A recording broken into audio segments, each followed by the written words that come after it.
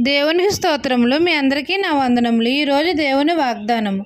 యెహోవా యందు నమ్మిక ఉంచువాడు వర్ధిల్లును. సామెతల గ్రంథం 28వ అధ్యాయం 25వ వచనం. మహాపరిశుద్ధుడైన మన తండ్రి అయిన యెహోవా యందు నమ్మిక ఉంచువాడు వర్ధిల్లుతాడు అని మన తండ్రి మనల్ని దీవిస్తున్నాడు.